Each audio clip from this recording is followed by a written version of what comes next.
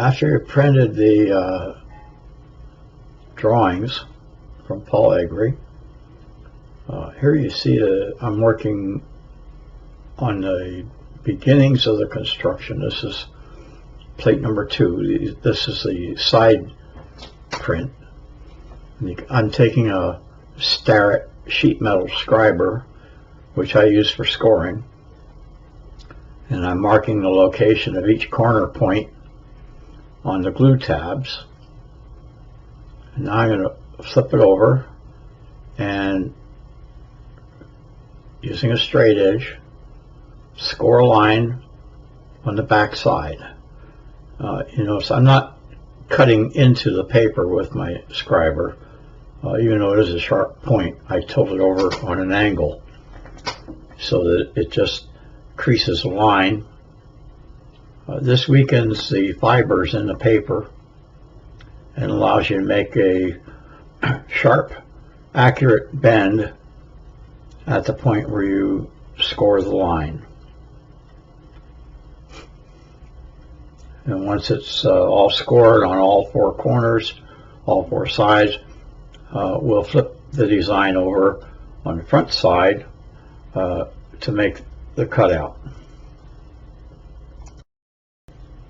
The reason we want to make the score on the back side rather than the front printed side is because we don't want to cause the paper surface to crack under the print, because if we did, this will cause a white line to appear in the print, and that'll be very difficult to disguise, and it'll be quite visible on the finished project.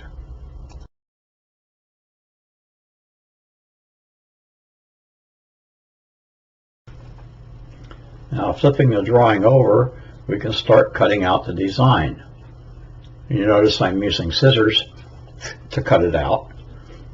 This is because cutting cardstock will dull your modeling knives very quickly, and there's no reason that you have to cut it extremely accurately to the line, because we pre-scored the fold lines on the back, and by doing that we will control the finish, if you will, and the fit of the joints, which you'll see as I fold these over. So I like to use scissors. This saves my modeling knives for where they're really required.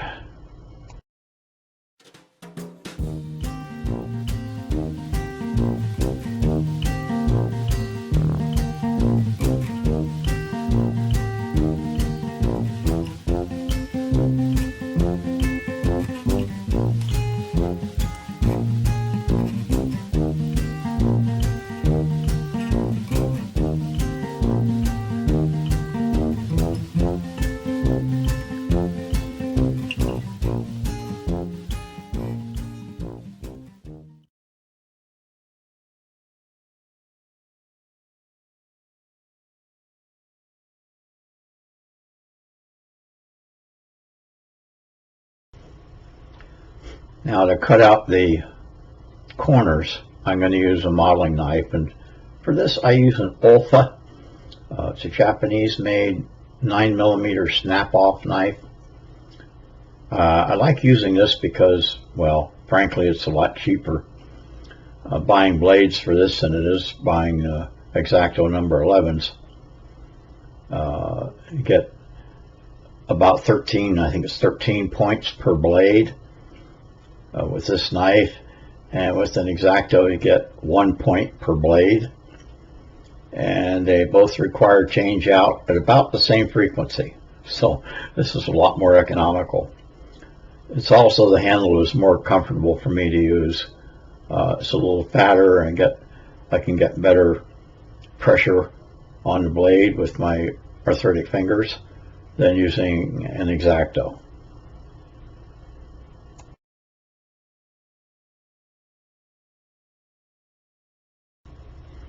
I'm going to surprise you here. I'm cutting these window openings out freehand, just following along the line where the window opening would be. I don't use a straight edge on these shortcuts. I find it actually easier in many cases for me to do them freehand than to try to use a straight edge, because sometimes the straight edge will slip, and if it does, then your knife blade wanders out on the print surface and it ruins the print, so you have to reprint it and start over again. So a lot of times I will just freehand it. Most of the time, if I'm cutting a longer length, like along the side or a architectural detail of some sort, I will use a straight edge so that I keep a nice straight line going. This way, though, with these short lines, I most often always use freehand to do them.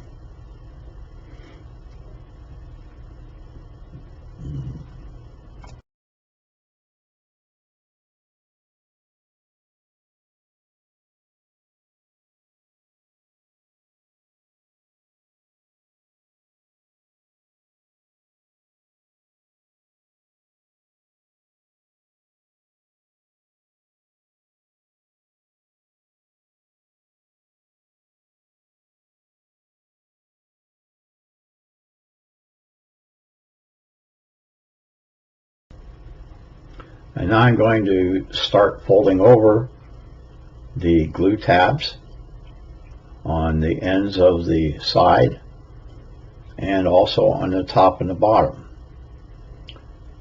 Now, you might notice after you print the design up that Paul did not include a glue tab along the bottom edge of the end walls. And I am going to add those in on my end walls because that glue tab does a couple things. Not only does it give you something to glue to, but it also tends to strengthen this wall so it doesn't curve and curl. It acts just like a brace. So here you can see I'm folding it over all the way 180 degrees.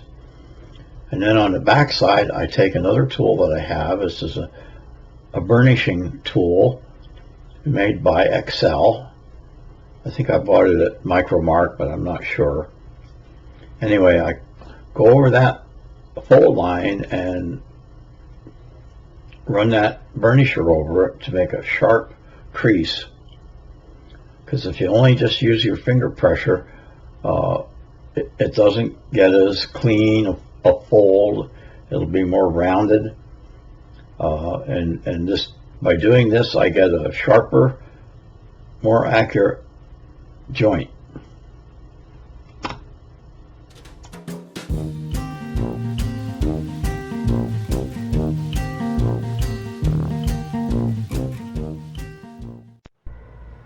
Okay, now that we've got all the pieces cut out, I'm going to go ahead and use a marker to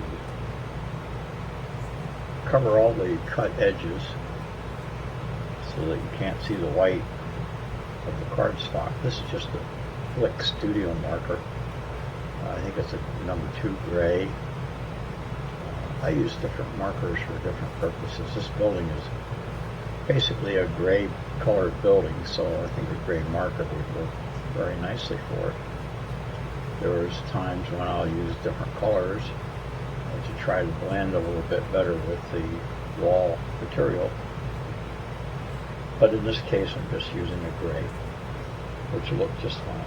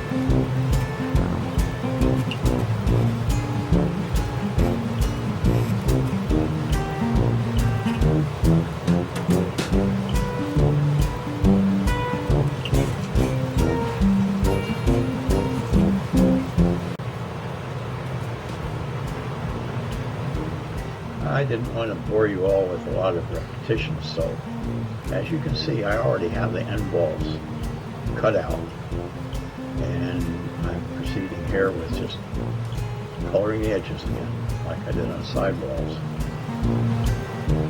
So it would be ready to glue it all together. But there's quite a few steps remaining yet, which I'll go through with you and